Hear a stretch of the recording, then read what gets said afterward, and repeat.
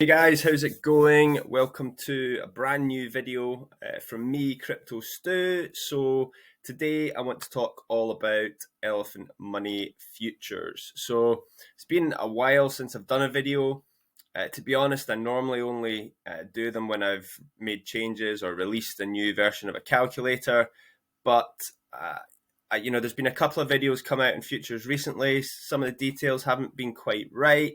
And I thought, do you know what? It's probably time for me to do a kind of a deep dive into elephant money futures and to help explain why I think it is one of, in fact, it is probably the best opportunity that I see in the decentralized finance space or any investment space for that matter, as it stands in the here and the now. So if you are interested in learning a little bit more about futures, my goal with this video is to keep it simple at the start and just highlight the main kind of benefits of elephant money futures, the main features.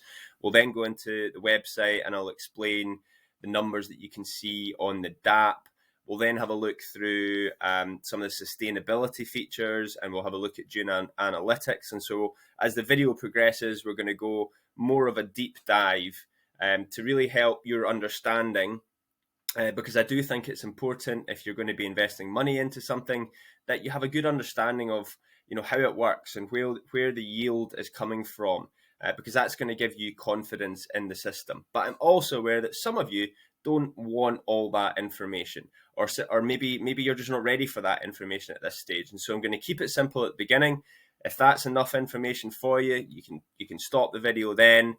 And for those of you that are interested in taking it to a slightly deeper level, you can continue to watch and hopefully learn something new about elephant money futures. So before I go any further, as always, please remember to like, subscribe, try and share this video to anyone that you think might be interested in making passive income. The more eyes that we can get in this, the better it is for the whole elephant money ecosystem as it stands. So let's get into it. So elephant money futures, I'm calling this the sustainable high yield cash flow system from elephant money, because that's exactly what it is designed to do. It's designed to be a sustainable system, which is different from a lot of the other protocols, the ROI dApps and things that we've seen in the past. And I want to highlight in this video why it is sustainable. And ultimately, it's paying a high yield. It's inflation beating yield, 0.5% per day. So let's just have a look at some of the key features here. It's designed for sustainability. I'm going to go into that in a lot more detail as we progress through the video. The yield that's paid, so that 0.5% per day, is backed by the ever-growing elephant treasury. There is huge earning potential here in the system. And again, I'm going to touch on some of the different strategies that you might want to have a look into, depending on what your appetite for risk is, how much you're wanting to follow growth, how quickly you want to get a return on your investment, etc. This is real stablecoin yield, so we're not investing here and getting paid out in a native token. There's no inflation with the BUSD token, so once again, you can be confident in forecasting what your earnings are going to be. It's low maintenance. You don't have to log in every day to compound, etc. You compound as frequently as your budget allows.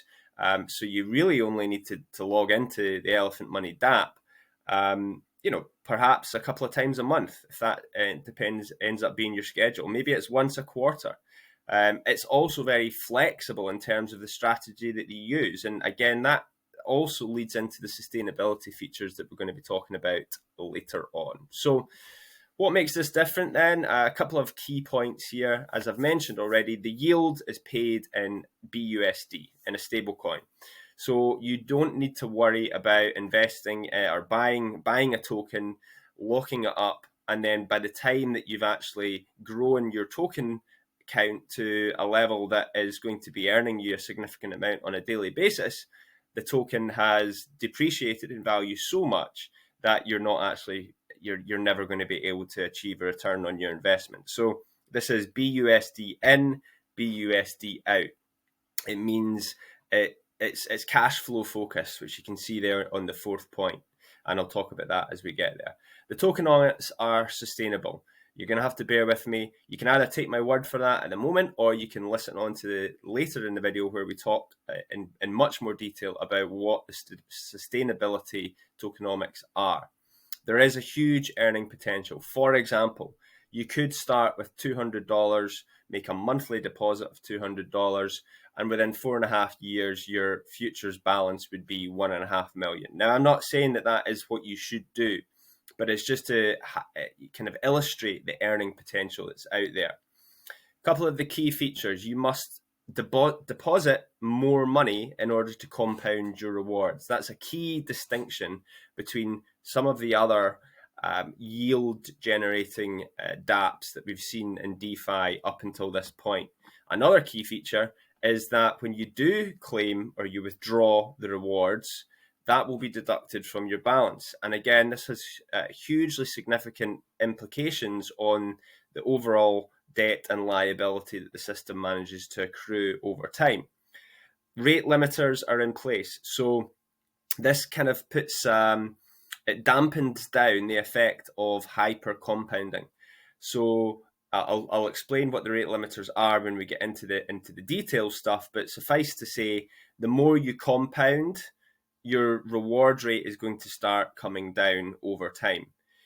The treasury is over collateralized. What does that mean? There's more dollars in the treasury than there is in debt obligations, and that's a key point. Again, in terms of understanding the sustainability of this system. And then finally, we've got the dev, the guy behind Elephant Money as a whole. His name is Bank Teller. We call him BT. He's a graduate from MIT. He's had over 25 years in finance. He worked for fintech companies. And I think we've seen over the course of the last year that experience has been hugely important. This isn't just some guy who's good at coding who in his basement has decided he wants to create a DeFi protocol. The decisions that are being made in terms of how this project is run and is managed are being done by a pro. And, just on a slightly separate note, BT delivers. He's one of the most responsive devs that I have come across. He has worked incredibly hard over the course of the last few years to ultimately create this system, which is his end game protocol. Quick highlight of what is possible. So why would you maybe want to consider investing in Elephant Money futures? For example, you could start with a low deposit of $200. You could then deposit each month, and after 4.5 years, you would have $1 million in your futures account, and you would be earning passive income thereafter. You could maybe do it slightly different. Rather than aiming for $1 million, $200 monthly deposit, in 2 years, you have 100,000. So there are many, many ways, and I've created a calculator that will help you come up with different strategies that you might want to use to be able to calculate what your potential returns, what strategy you want to follow might be. I'm not going to go into detail on the calculator today. I have other videos that go into much more detail on the calculator, but suffice to say, if growth is your goal, have a play around with the calculator, figure out a strategy that meets your needs. Perhaps growth isn't the goal, and in fact, you're maybe slightly more risk averse, and you're looking to ROI and get a return on your investment as quickly as is possible. And I've played around with this a lot over the course of the last few weeks. I've done a couple of posts in Telegram recently with some strategies for various different investments amounts, and it actually blew my mind when I realized that, with a deposit of 5,000 or 10,000 or 100,000, you can actually get yourself risk-free in less than 275 days. So that means, you put your money in, then you take out exactly the same amount of money as you put in. And in the strategies that I've developed, you're left with a balance that is equal to what your initial deposit was. And you can then earn passive income on that for years. So, you're talking 9 months, really, there or thereabouts, in order for you to get your money out, and you're totally risk-free in this project. And I think that, from a risk to reward ratio and weighing up that 9 months, I think this is a really, really strong play for anyone that wants to go in slightly heavier at the beginning, and isn't necessarily interested in just sitting back and growing their account over a long period of time. That's a really good option for you. And then the other alternative is simply, just going for passive income from the get-go, depositing X amount of money at the beginning, and then doing a kind of a combination of claims versus compounds for years to come to generate that passive income. And that passive income will depend on the amount of money that you start with. So you can start in futures with a very small amount of money. I think there's a perception out here that this is just for whales, and that is really wrong. You don't even need to deposit monthly. You can deposit as frequently as you like. If you can only save up $200 every 6 months, you can still make a huge return in futures, albeit, it's going to take you a bit more time to get up to balances of like 100K or 1 million. But I think the days of believing that you can deposit $100 into a project and walk away with $1 million in a year are just gone. And then sustainability here, I'm going to come back to this slide here. I'd like to go in and have a look at the DAP before we talk too much more about sustainability. Okay, so we're on the Elephant Money website now. This is the futures page, and I just want to talk you through what you see here and what all of these things mean. So now, we're kind of starting to go into a bit more detail. Hopefully that introduction gives you a really good flavor of what's possible with Elephant Money futures, and we're going to go a bit deeper now if you are interested in taking this a bit further. So first of all, you would need to connect your wallet. I've got a dummy wallet connected at the moment, so you don't see what my balance is or anything like that. At the moment, I don't have any money in this particular account. But you would, if you wanted to deposit, you would go to the Your Future button here, and why is that not working? There we go. And then you would approve the BUSD. Then that's going to come up and it's going to allow you to deposit your BUSD. Once you've deposited, you will see that in the total value up here. And then you will earn 0.5% per day, which will show here in your available. If you want to then compound, you will need to deposit a further $200 to do that. And what happens at that point is you would hit this button here. There'd be a deposit button that comes up. You would deposit your $200, and that would roll the $200 plus whatever's in your available into your total value. It will track the amount of rewards in total that you have claimed. Now, claimed isn't necessarily what you've withdrawn back to your wallet. It also includes the amount that you've recompounded back into the system. And just on that note, so there's a max payout of 2.5 million, and that is a combination of the compounded rewards and what you've withdrawn back to your wallet as BUSD. The rewards section here, which confuses a few people, this is part of the partner network. So Elephant Money Futures is part of the whole Elephant Money Herd partner network, and you can earn, you can get a boost or a bonus of 0.5% on your downlines deposits, on their claims, what they withdraw from the system will be paid to you. 0.5% of that will be paid as an airdrop into the Stampede part of the ecosystem. So let's go and look over here at the dashboard. So the overview section, we've got the number of participants. That should be fairly self-explanatory. So at the moment, we've got 1,085 people in futures. The total value locked is 5.182 million. And this number is significant because this is the total debt, essentially. This is the amount of money that could potentially be withdrawn. Now, it can't happen in a day, but this is the overall accumulated liability of futures. 4.2 million is what has been deposited by users. So you can see the difference between that 4.24 and the 5.182 is what people have earned in rewards and what have been compounded back into the system. So the TVL is higher than the total deposits. You can see the total amount claimed, and again, this is a combination of rewards that have actually been taken out into people's wallets and withdrawn, or rewards that have been compounded back into the system. Total rewards is again, like it's here about the partner network. So this is 939 BUSD has been earned in rewards by these 1,000 odd people and the number of transactions.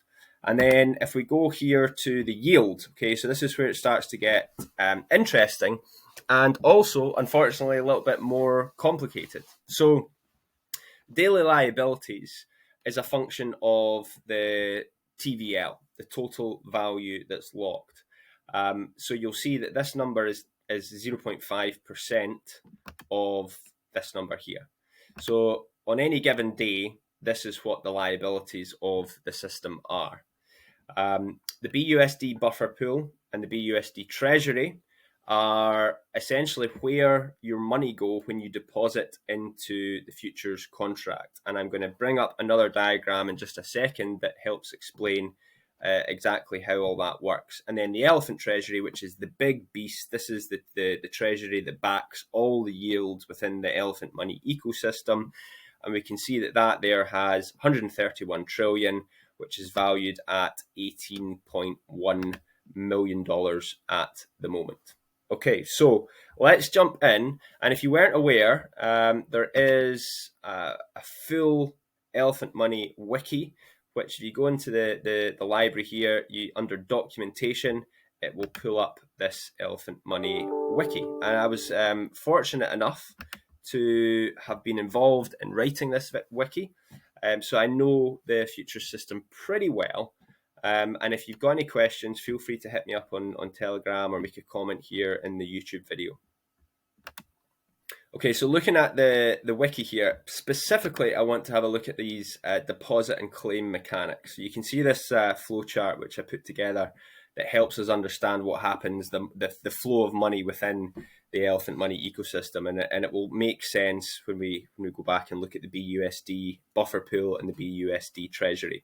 So let's imagine you come in with your crypto wallet, you deposit your BUSD into futures. Okay, what's going to happen with that money?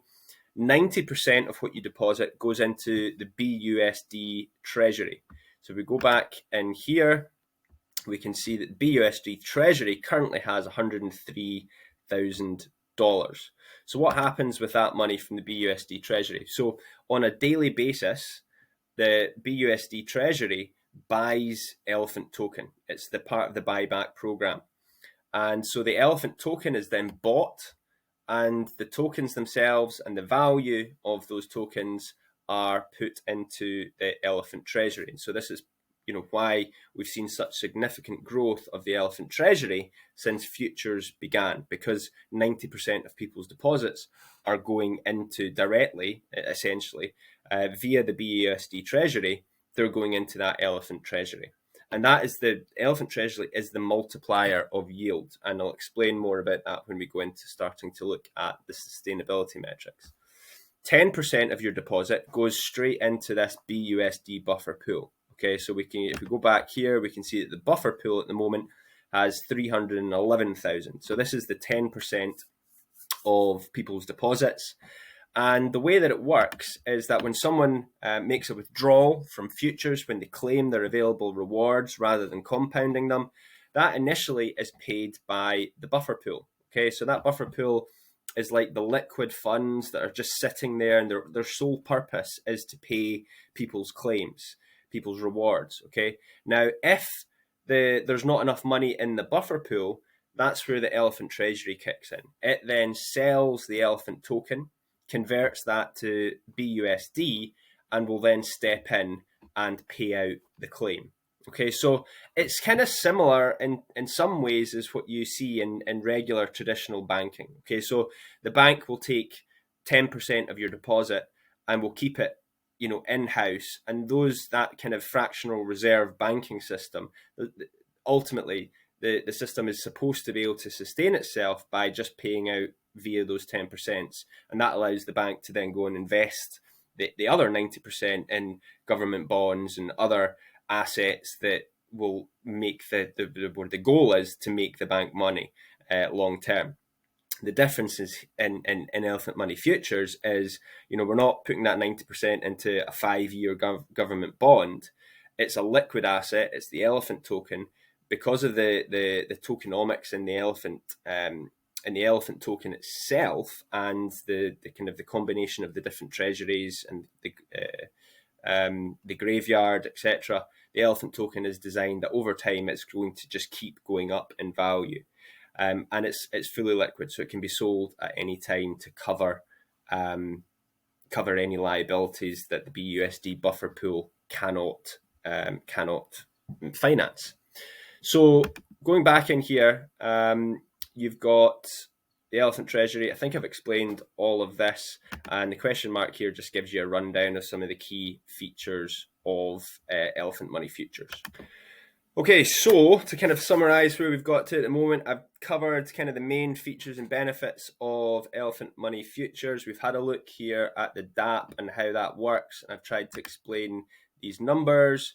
We've had a look at the flow of money and how the 10% gets put into the buffer pool, where the 90% goes into the treasury, and then the treasury then multiplies that value, which ultimately is one of the biggest sustainability features of this elephant money futures product or ecosystem. Now I want to cover sustainability in a bit more detail, because when you're depositing into a contract, and at the earliest your return on investment is kind of on the 200 plus days mark, sustainability should be something that's in the back of your mind. And if you've invested in various other different projects in the past and everything looks great at the beginning, and then you realize that it's pure up Ponzi, and you're taking money from Peter to pay Paul, by the time that you end up, you really only win in these projects if you are the first through the door. And that is not the case here with elephant money futures. It's not competitive. There's no rush to get into elephant money futures, other than the sooner you get in, the sooner you start growing your account. So go back to my little PDF here. Let's have a look at some of the sustainability measures that have been put in place, and why this is different to pretty much anything else that is out there. So the first thing, fresh deposits are required to compound your earnings. Okay, so you cannot grow your balance without bringing fresh money into the system. Okay, so that's a huge, significant feature in elephant money futures that just it doesn't exist. And when you think about it, it's so simple. We need that fresh flow of capital to come in, because what the elephant treasury then does is it multiplies that capital in the treasury to allow the yield to be paid long term. And so this is different to most systems where there's this mad rush at the beginning to get as many people through the door, and then all of a sudden the users start dwindling, and people start claiming out heavily, and it's a recipe for disasters. And in actual fact, in futures, the more people that are involved, the more robust the system becomes. So that's point number one. The second, and this again is a hugely significant part of the system that I don't think people quite get yet, but when you claim, your balance reduces. Okay, so let's say you've got $150 in rewards and you've got a balance of $1,000. If you claim that $150 back into your wallet, your futures balance goes down to $850. Okay, so when people start claiming, the debt or the liability in that the treasury is due to pay starts to reduce. Okay, so if everyone stopped depositing and everyone started claiming out of futures, which is a highly unlikely scenario, but let's just say that happened, the debt isn't going to grow any further. You don't maintain your balance. Every time one of those people claims, the overall liabilities of the system is going to reduce. These first 2 points, the fresh deposits and the claims being deducted from the balance, are massively significant. And this is the Elephant Money Futures was designed as a community. So in the Elephant Money Discord, there was chatter for over 2 months on how do we design this system, and everyone had an input to make it the most sustainable system, the most sustainable high yield system available. Then there are rate limiters. Okay, so these rate limiters kick in to kind of dampen down the effects of hyper compounding. So go back into the wiki, we can have a look at the adaptive rate limiters. So what you'll see here is compares the amount of capital that you've compounded versus the amount of capital that you've deposited. So once you've compounded $50,000 more than you have deposited, then your reward rate reduces from 0.5% down to 0.45%. And that continues, as the rates show here, up to the maximum, which is if you've compounded $1 million more than you've deposited, it drops down to this kind of figure here of 0.25% per day. So once again, just another little tool to minimize the negative impact of hyper compounding. The next thing to mention here on sustainability is just the sheer flexibility of the system. Lots of these other protocols, they kind of tell you what you should do, and the danger with that is everyone does the same thing, and that's a very risky play when. Let's look at Furio, just for example. Everyone was encouraged to compound and compound and compound to maintain that 2.5% return. And the vast majority of people did that. And look what's happened. If everyone's doing the same thing, it really messes up the game theory. So because of this fractional reserved system where 10% is in the buffer pool and 90% is in the treasury, you want people doing different strategies. And what we're seeing already with the data is that people already are doing vastly different strategies. The biggest return so far that someone has managed to make over the course of the last 100 days is 50%, but the average is only 20%. So that indicates that people are playing this game in a different way. And in actual fact, 50% of the current wallets in futures have actually achieved only an ROI or growth of 10%.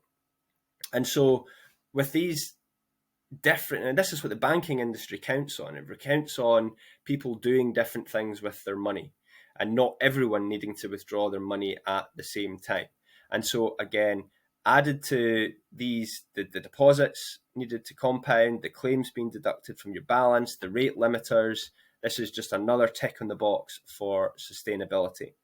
And then this next point, which is probably the most significant, why I've highlighted it in yellow, is what significance the elephant treasury, which we also call Bertha, has in this ecosystem. So I'm going to jump into another graph here.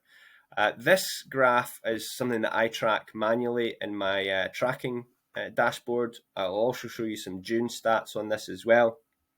But what this shows us here is the total value locked. And remember back to what we discussed earlier, the total value locked is the overall debt of the futures system. So we're at just about 5 million at the moment. I updated these figures today. Now, since futures was launched just over 100 days ago, when we started, the treasury was worth 10 million. Okay, today the treasury is worth over 18 million. So there's 5 million in debt that has been accumulated by the treasury. And remember, the vast majority of people aren't even claiming yet. And if they were to start claiming, the debt would start to reduce. The treasury has grown by 8 million in that period of time. So 5 million in, 8 million growth in the treasury. And, up until now, it's been about 2 to 1. So, when it was 4 million in the TVL and in futures, it was 8 million in growth in the treasury. The treasury is still growing really quickly. The difference being we've had a bit of a kind of a slump in BNB and Bitcoin and BNB, so the value of that treasury has dropped ever so slightly, and that will pick back up. What's important to note, though, is that as the supply shock, the supply squeeze mechanism, and the way that this system is designed, rather than, for every dollar being invested in futures, the Treasury turning that into $2, that could be $5, that could be $8. As we move up the parabolic curve, the Treasury will capture more value from every single deposit, every single dollar deposited into elephant money future. And so it's like this life cycle of the elephant money ecosystem. People come into futures.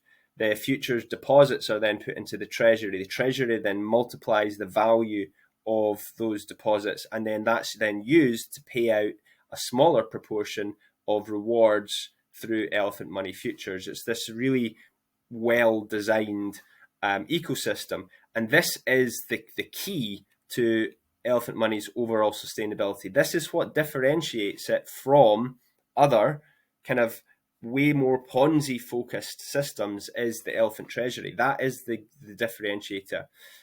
You need to do a bit of study on why elephant is different and how it uses the constant product formula to capture value, and why it's different to any other DeFi protocol out there. They all use the constant product formula, but it's the way that the system is set up with the graveyard, Bertha, and the taxes on the buys and the sells on the elephant token that catapults the elephant token up this parabolic curve. And so you can see, if we have a look at some of the dashboards here that my buddy Cohen has put together, I would really encourage you to have a look through these here. You can see this one is specifically for futures. You can see that the deposits, they average around this kind of 25 to 35,000 a day. But then we're getting these regular days where it jumps up to like 90, 100 odd $1,000 a day. There's a consistent flow of money coming into elephant money futures, where this is the number of wallets here. We can see obviously at the very beginning it was, this is the core elephant community jumping into elephant money futures. And then this is the kind of the more organic growth. And, we're going to see this. We saw this with Stampede. It was slow to begin with, and then it picks up and it picks up and it picks up. And as word spreads and people see the opportunity, and when people see the treasury continuing to grow, I think that will also give people more confidence in putting their money into elephant money futures. And then if you scroll down, you can have a look at kind of what wallets are doing.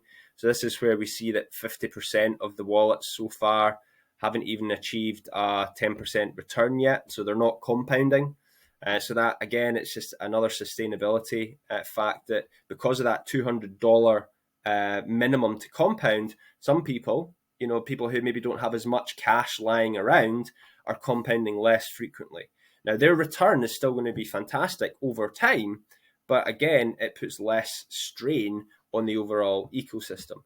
There's only 5% of the wallets at the moment have managed to achieve 40 to 50% return, and it's been going for now 102 days. So I would encourage you to dig into this particular dashboard. Another one that's really interesting to have a look at is the governance dashboard that Cohen has put together. Because in here, you're going to see the kind of the day-to-day inflows and outflows of the elephant treasury. Remember, that's the key part of the sustainability, is what's going into the elephant treasury versus what's going out. And you can see this graph here. This shows us the last 30 days. Shows us we've got, let me come up here, a growth of, we've put 6.9 trillion tokens into the elephant money treasury. We've paid out, less than 1 trillion, 0.68 trillion. And so at the moment, only 10% of what's coming in is being paid out. Again, this is just another really good chart to keep your eye on in terms of the overall sustainability. And did I have anything else to say here? You're just talking about here the fractional reserve type system, which I think I've spoken about in detail already. So, guys, I know this has been, we're at 35 minutes now. This has been a bit of a longer video. I really hope that this has helped some of you understand futures a bit better and understand the potential that this system has to offer. If you think I've missed anything or if you require further explanation on it, then I'm always available on Telegram. Hit me up with a message, or ideally just tag me in the main Elephant Money Telegram group, and I'll do my best to get back to you.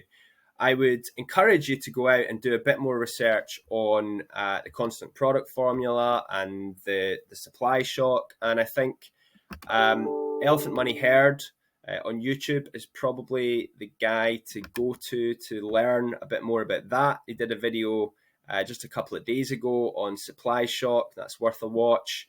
And the math lessons, which he did quite a while ago, 4 or 5 months ago.